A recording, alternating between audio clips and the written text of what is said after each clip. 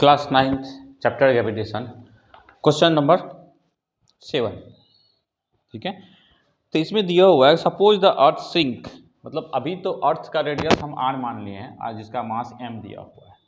ठीक है, जिसका मास कितना दिया हुआ है, m दिया हुआ है और रेडियस r दिया हुआ है।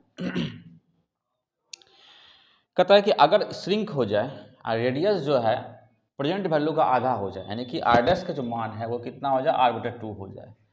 तब कहता है कि एक्सेलरेशन ड्यू टू ग्रेविटी कितना होगा, ये हमको निकाल के दिखाइए। ठीक है, तो जब श्रिंक करेगा तो कंडीशन इसमें ये नहीं दिया होगा, मास वेरी कर जाएगा। ठीक है, तो हम क्या करेंगे, एज्यूम करके चलेंगे कि मास हमारा क्या है, वो कांस्टेंट है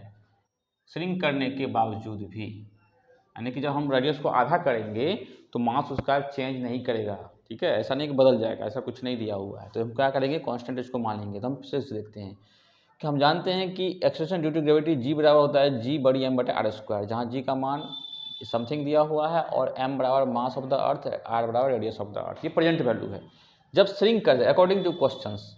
जब रेडियस आधा हो जाएगा किसका, प्रेजेंट वैल्यू का, तो प्रेजेंट वैल्यू हम क्या माने हैं, r माने हैं, तो r का आधा हो जाएगा यानी कि r/2, तो r डैश न्यू r त्रिज्या क्या होगी, r डैश बराबर r/2, यानी कि छोटा हो जाएगा। अर्थ जो है अगर छोटा हो जाएगा तो अब रेडियस क्या है, यहाँ से यहाँ तक r डैश हो जाएगा, जिसकी वैल्यू क्या है, r/2 का आधा, तो इसका देखो आधा वैल्यू हो जाएगी। तब कहता है यहाँ पर g डैश का मान जो है कितना होगा, ये हमको फाइंड आउट कीजिए। तो हम चलेंगे अकॉर्डिंग टू क्वेश्चन से, तो new mass of m dash is the same as that of the original mass, यानी कि मास में कोई चेंजिंग नहीं आएगा, ऐसा दिया हुआ नहीं है, तो हम कांस्टेंट मान के चलेंगे। देन तब new acceleration due to gravity G dash जो है वो बराबर क्या होगा, सारा वैल्यू पुटअप करेंगे, तो जी डैश बराबर जी इंटू एम के जगह पे m डैश बटे r बटे न्यू त्रिज्या क्या है, r डैश बराबर r/2 का होल स्क्वायर, तो यहाँ पर स्क्वायर कर देंगे। तो जी डैश बराबर जी m तो नहीं चेंज करेगा तो m रखेंगे, और r/2 का होल स्क्वायर तो r²/4 करेंगे, तो ये बढ़ जाएगा, तो क्या होगा 4gm बटे r²। और हम जानते हैं कि ये वैल्यू किसके बराबर होता है, छोटी g के बराबर होता है, तो इसलिए जी डैश बराबर क्या होगा 4g बड़ी m बटे r²,